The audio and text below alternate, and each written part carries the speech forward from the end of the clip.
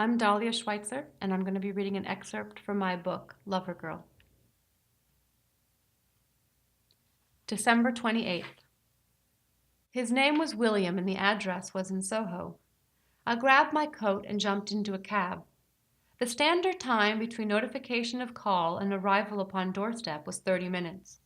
My stomach was tight, and the nerves were rushing through my body. I took a deep breath, trying to calm down. I was used to this feeling. I tried to take comfort in its familiarity. It was the same rush I'd had while standing outside Valentino's that first night. The same nervousness in the pit of my stomach I'd felt riding up the elevator at the Delmonico. And it was the same fear I'd felt standing outside Ben's door before our photo shoot. I rang the bell, wondering what to expect. What would William be like? Would he like me? I still didn't know what I would have to do, but I figured I'd just go with the flow and see what happened. Brooke had said that William was a regular, so at least he'd know what he could expect from me, and all I had to do was play along. The only instructions I got from Jackie were how to collect the money. Once you get there, she said, introduce yourself all nice, talk sweet for a few minutes, and then ask for the money. Always ask up front. Don't wait more than a few minutes. Also, you've got to call us when you get there to let us know you've arrived and that everything looks okay. What most girls will do is ask for the money while they're on the phone. Blame it on the phone girl, act apologetic, whatever you want. Just get the money while you're on the phone and get it out of the way. Then you can relax and enjoy yourself. Enjoy myself, whatever that meant. I couldn't believe it when he opened the door. He was cute. My first client was a looker. I guess I'd figured that any guy who had to pay for a girl's company would be lacking in the looks department, but not William. He had brown hair and a sort of British schoolboy cut, sweet brown eyes, gold rimmed glasses, a really nice face, and his apartment was incredible. One of those Soho lofts you read about in home decorating magazines and luxury real estate guides. I'd never seen one for real.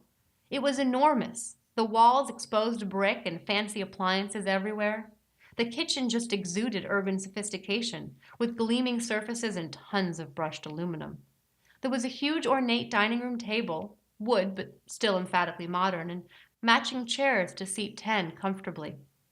We sat on the couch and drank expensive champagne, excellent champagne, specially made by some restaurant in France where his mother loved to go. We quickly got business out of the way. I called Brooke to let her know that I was there and that I'd already gotten the $400 cash, so that he could tell me all about the DVD setup he was in the midst of having installed. He told me there would be a player suspended from the ceiling, which would project the movies onto a huge retractable screen on the opposite wall. Extremely sophisticated speakers were strategically placed throughout the room. I couldn't believe people actually lived like this. Still having no idea what to do, I asked for a tour of the apartment. We started with the wine closet, which was in the corner of the living room. Go on in, William said, motioning for me to enter. It's temperature controlled. I bet this is the part where he locks me in, I thought nervously, a prisoner of the vacuum seal around the door. Too much American Psycho. He's a regular, I'll be fine.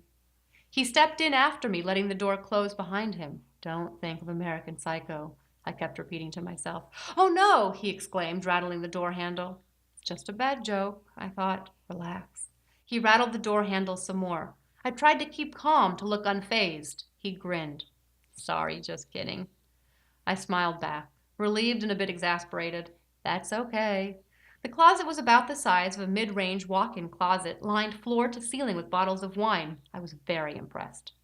How long does it take to accumulate all this? I asked. He shrugged, nonchalant. It's really easy. You just grab a whole bunch at a time from Sotheby's.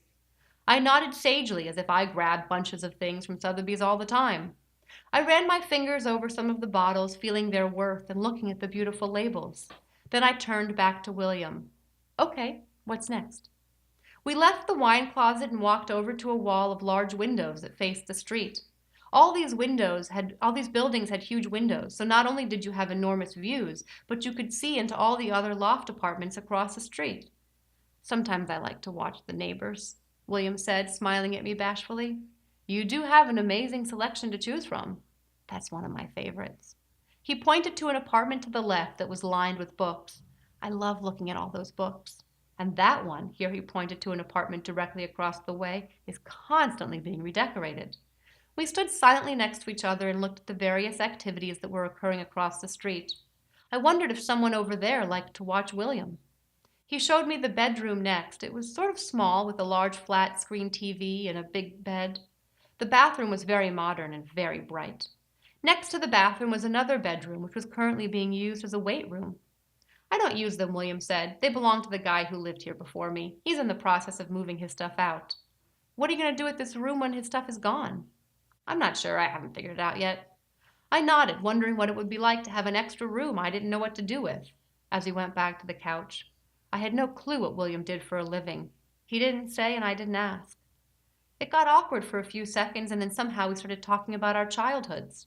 He asked me where I grew up, and I listed the places. I also moved around a lot when I was a kid. Really? How often? I asked. Every 2 years. Wow, that would definitely be rough. You've got beautiful eyes, he said, stroking my cheek. I knew what was coming. I'd been on enough dates to know the basics. There was a little cheek stroking, and then William came in for the kiss. We kissed for a few minutes before making our way to the bedroom. The clothes came off quickly. William put on a condom, and before you knew it, we were having sex. Lots of it.